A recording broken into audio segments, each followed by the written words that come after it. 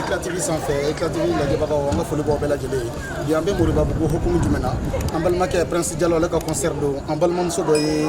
choc dɔ sɔrɔ k'a bolo kari alhamdulilahi rabil alamin bi a ka fisa kosɛbɛ an sera ale ma yan nɔ kosɛbɛ ani artiste yɛrɛ don donc an bɛna ɲininkaliw tɛngu a la donc ani artiste yɛrɛ bɛ yan nɔ u bɛna kuma min fɔ an ye an ko mɛn yarabi a ma ala mais aw kana ɲina ka taa abonné an ka compte la YouTube Facebook TikTok an ka foli b'aw bɛɛ lajɛlen ye.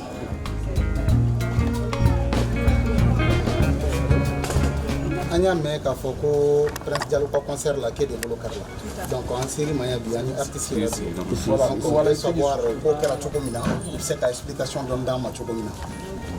N bɛ foli bila lamɛn jama bɛɛ ye ne ka TikTok laban yɛrɛ a kɛra Prince ka TikTok de ma TikTok wɛrɛ ko kɔfɛ fo sisan filɛ yɔrɔ min na donc n taara concert kɛyɔrɔ la jama kun ka ca n terimuso yɛrɛ découragé ra k'an ka segin n ko non n ko depuis Ala ka ne da n ma deli ka don palais yɛrɛ kɔnɔ. Ko mais ngo depuis ni concert in fɔra ngi b'a fɔ motivation modèle dɔ de bɛ ne na n ka taa kɛra cogo cogo tige mun feerela n'o mɔgɔ bɛ n k'an bɛ don donc an ye ara minɛ jusqu'à quelques minutes donc dɔ nana fɔ n ye k'an ka munumunu ko VIP bɛ ka don côté dɔ in fɛ donc ni n terimuso munumunu na an taara VIP da la donc sécurité kun bɛ yen mais jama ka ca jama fanga bonyana donc an ye bousculade daminɛ ka ɲɔgɔn digidigiw daminɛ ne yɛrɛ kun donna mais ni terimuso min don comme ale ye banabatɔ ye diabète b'ale la donc kule bɛ kulekan dɔ de la je croyais que c'était elle n seginna de ka na dengun k'a lajɛ furu ye sécurité digi ka na ne kan donc n binna komi poids bɛ na n binnen n ko n bɛ n bolo kɛ k'an yɛrɛ kale n ma se ka fɛn donc bolo karila donc bolo karila ne yɛrɛ wulila n ɲɛ b'a la fɛn min ma deli ka k'i la bolo bɛɛ fɛnna cogo dɔ la n kulera n ye sigi n kasira donc n'o la dɔrɔn n bɛnna ni mairie bɛ ka na kuma sécurité fɛ n ko mairie n ko na yan n ko ne bolo karila ala ko tiɲɛ a ye fɛn bɛɛ bila a nana k'u k'an sɛnsɛn ko ka taa n lasigi kɛrɛfɛ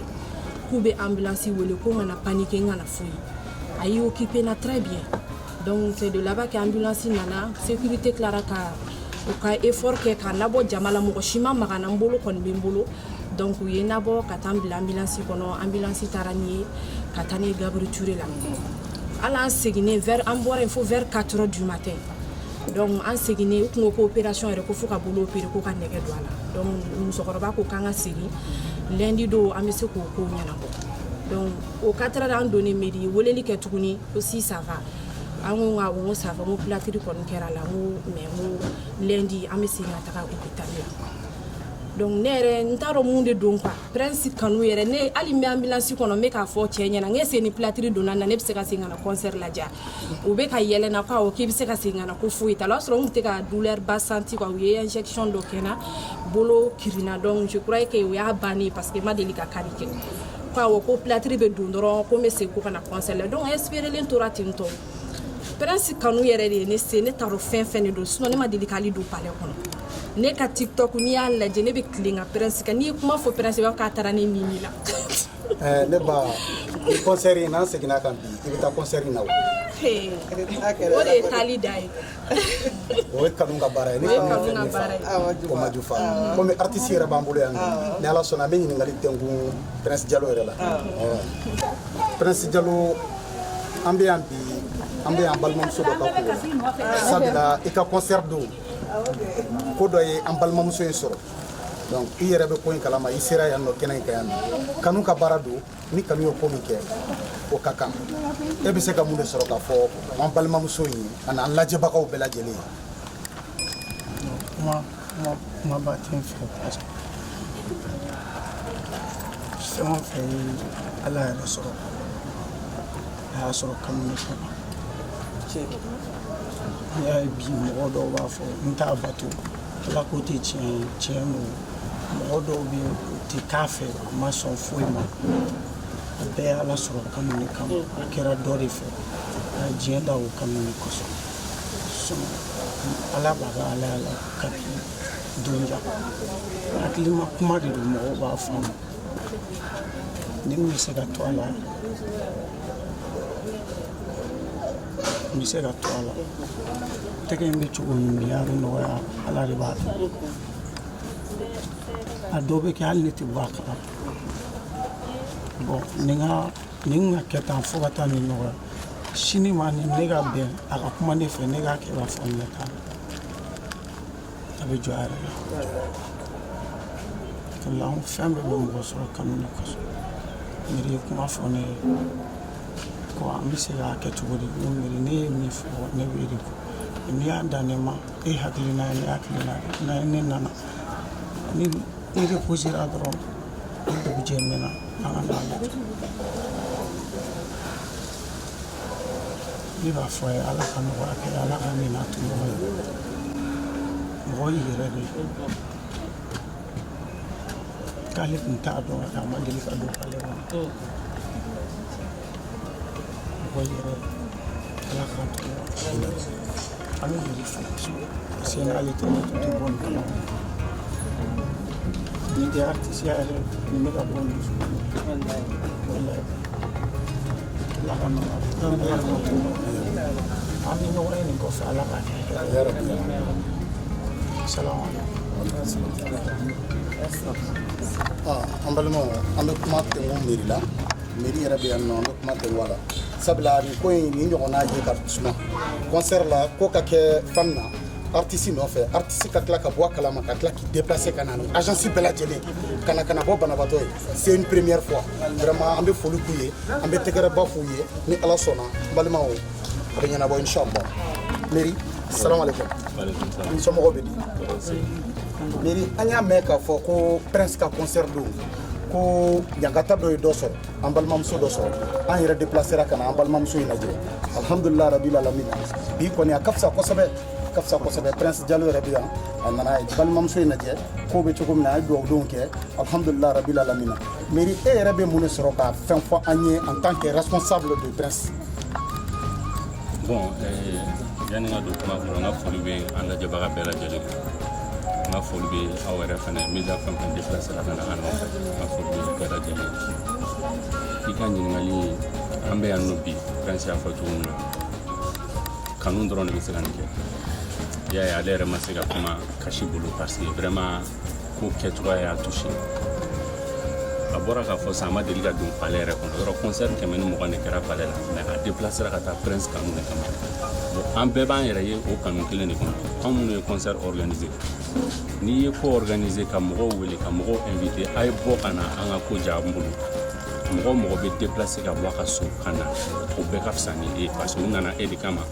u nana ko diya don aw de la u bɛ na artiste kanu kama aw minnu b'a organisé fɛnɛ aw bɛɛ de ye kelen ye Ala latigɛ de ye nin ko in ye parce que an ye disposition bɛɛ ta pour que ka se ka mɔgɔw sécuriser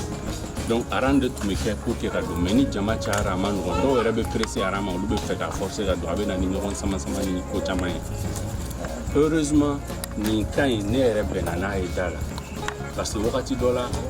dɔw y'a fɔ n ɲɛna ko mɔgɔw bɛ ka samisɛnli kɛ da la n bɛ bɔ ka na kuma sécurité fɛ u kana sɔn ka mɔgɔw brutaliser parce que aw de bɛ mɔgɔw nɛgɛn aw de bɛ mɔgɔw encadrer donc n bɛna kuma u fɛ wagati min na dɔrɔn ne nana bɛn ni nin kɛlen ye ale yɛrɛ ye ne ta ne tɔgɔ ma a kulera ka n wele Meri na n bolo bɔra directement ne yɛrɛ farala sécurité kan an y'a ta k'a bila kɛrɛfɛ k'a mabɔ jama la o b'a sɔrɔ ambulance min tun bɛ yen nɔ kɛrɛfɛ an y'u wele pour que u ka na ka taga n'a ye dɔgɔtɔrɔso la u tagara n'a ye dɔgɔtɔrɔso la concert don tiɲɛ na jama cayara organisation kɛra cogo cogo souvent faille bɛ kɛ fɛn dɔw la parce que dafalen yɛrɛ ka dɔrɔn de ta ye an y'an seko bɛɛ kɛ concert kɔni ɲuman kɛra k'a ban ka sɔrɔ basi wɛrɛ ma mɔgɔ sɔrɔ mais concert banna jama nɔgɔyara an tilara désinstallation na directement ne hakili taara ale de la yanni an ka taga so n ye weleli kɛ k'a lajɛ a fari bɛ di u y'a fɔ n ɲɛna k'a fɔ a kɛra karili u nana so mais o y'a sɔrɔ u bɔra dɔgɔtɔrɔso la ka ban donc o tile damadama ne yɛrɛ déplacera ka na ɲɛ d'a kan k'a lajɛ a état bɛ cogo di ka dugawu kɛ Ala k'a nɔgɔya donc n y'a ye k'a fɔ vraiment mɔgɔ min don Prince kanu b'a yɔrɔ kojugu ale yɛrɛ wo an bamuso wo c'est à dire yan du yɛrɛ bɛɛ quoi Prince kanu b'u yɔrɔ kojugu n ye n sigi k'a miiri n ko bon Prince yɛrɛ bɛ yɔrɔ min na a tɛ nin kalama a t'a kalama donc a ka kan Prince ka bɔ a kalama a ka kan fɛnɛ Prince yɛrɛ ka déplacer ka na ka nin ɲɛ da ale kan ale tun bɔra yan ka bɔ Murabu ka taa palais la a ka jan dɛ ka taa k'a bɛ taa Prince de ka concert la donc malheureusement nin y'a sɔrɔ ani Prince yɛrɛ ɲɛ ma ɲɔgɔn ye mais alhamdulillah bi ni Prince fɛnɛ sɔnna ka déplacer ka fara anw kan ka nin ɲɛ da kan yɔrɔ o ye Ala tanu de ye an bɛɛ bɛ jɛ ka dugawu kɛ an balimamuso ala k'an ɲuman bɔ nin na ala k'an ɲuman bɔ nin na ala k'an kisi ni ɲɔgɔnna wɛrɛ ma n'an bɛ ɲɔgɔn ye siɲɛ wɛrɛ ala k'a kɛ hɛrɛ ala ka nin kɛ adamadenya ye ale yɛrɛ fɛnɛ ni prince ni an bɛɛ ni ɲɔgɔn cɛ ni ala sɔnna ma an tɛna na tugu ɲɔgɔn na tuguni et puis an déplacera ka na an bololankolon fɛnɛ ma na donc prince ye ala barika la enveloppe sɔrɔ ka fara ɲɔgɔn kan ka na di an balimamuso ma ko kɛ k'a boloma dɛmɛ ko kɛ k'a boloma dɛmɛ ne kun sigilen hali prince kun ma fɛn di ne ma ne ɲɛ da dɔrɔn ne bolo hali k'a da e yɛrɛ ye ne ka terimuso ka nimero ta k'a ɲini k'a dɔn mun bɛ na o bɛɛ ye considération ka sɔn diɲɛ fɛ vraiment ye considéré a diyara n ye hali ni mɔgɔ wɛrɛ fɛn fɔ ma nin kɔfɛ tuguni a tɛ foyi tiɲɛ déjà a kɛra prince nɔfɛ prince yɛrɛ nana donc ne kun ma da sɔrɔ la quoi kun ma da sɔrɔ la n b'a dɔn n bɛ se ka mun fɔ a kɛra ale de nɔfɛ wa a nana a naja ko cogo donc o ye réponse sɔrɔlen ye ne bolo voilà a diyara n ye trop trop a diyara n ye Mary i yɛrɛ ni ce e de ye prince sama ka na yan parce que ne kuma fɔ prince tɛna dɔn ka bɔ fɛn ye nin sɔrɔ tiɲɛ an nkalon e yɛrɛ y'i déplacé ka na i n'i bolola hɛrɛ ka na di i kɔrɔmuso ma o ye bonyaba ye ka tila ka prince nati tuguni ka na bonya kɛ vraiment bonya sera ani ce ani baraji ani vraiment ani ce ala k'aw bolo mɛn aw ka baara la ala ka si ni kɛnɛya d'aw ma ka labanko ɲuman d'aw ma ala k'aw kisi labankojaw ka kisi balawu tɔɔrɔ ma ala ka haminanko bɛɛ lajɛlen nɔgɔya ala k'a bɛɛ sago d'a ma a diyara n ye ne ye musokɔrɔba ye mais i kanu bɛ ne yɛrɛ ni ne ye télévision na kaba dɔrɔn ne yɛrɛ bɛ content n yɛrɛ ma ala ka garisɛgɛw foni haminanko nɔgɔya ala k'an kisi a ɲɔgɔn wɛrɛ ma an y'a mɛn k'aw balimamuso ko ala la jarabi dɔ y'a sɔrɔ concert kɛyɔrɔ la donc an sera o ma donc ka na balimamuso in lajɛ alhamdulilayi rabbil alamin artiste yɛrɛ sera yan nɔ agence yɛrɛ fɛnɛ sera yan mun b'i fɛ k'a fɔ an ye vraiment n'i ko nisɔndiyabagatɔ ma ko a ka kuma n'a nuji ma tasuma fɔ ɲɛji b'a fɔ an ka foli bɛ agence ni prince Diallo an ka foli bɛɛ ani maliyɛn fɛn fɛn ye prince kan foyi t'an bolo ka ladilikan fɔ prince ye prince bɛ yɔrɔ min na bi a k'a jateminɛ anw caman bɛ yen hali surɔ ne ni muso an tun bɛna kɛlɛ prince ko la parce que n'i ye prince lajɛli daminɛ ni dugu ma tila n tɛ se ka prince téléphone ta donc ne y'a mɛn ko prince bɛ ka na ne donna ka n ko kuma la n'a ye miniti 2 sɔrɔ bɛɛ ye prince kanu an k'o bɛɛ bɔ yen nɔ prince nana kan min na an b'a fɔ ko mɔgɔ min don a jan b'a yɛrɛ la ani mɔgɔ minnu fana bɛ baara la hɔrɔnw don adamadenya tɛ wari ye sanu tɛ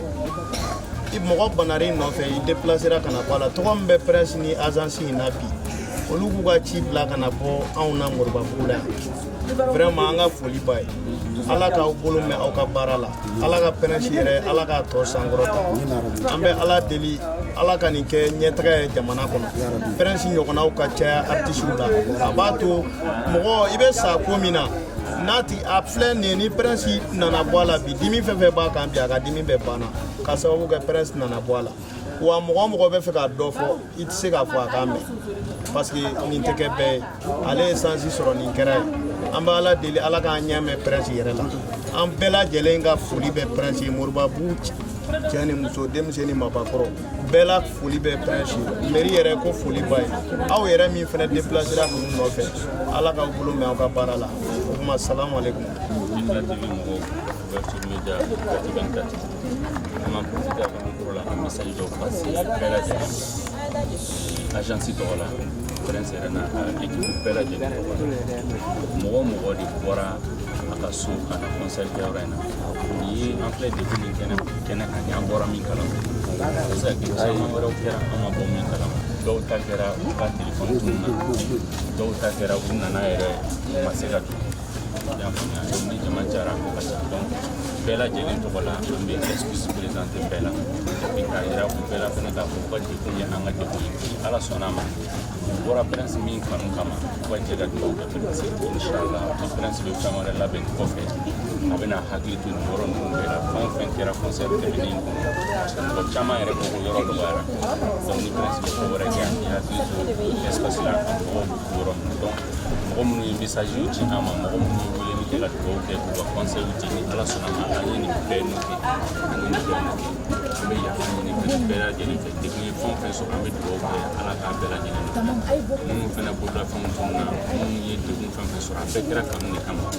prince yɛrɛ tɔgɔ la agence tɔgɔ la an bɛ foli kɛ bɛɛ ye ka yafa ɲini kɛ bɛɛ fɛ hali bi k'u bɛɛ fɛnɛ ka an dɛmɛ ni dugawu ye merci.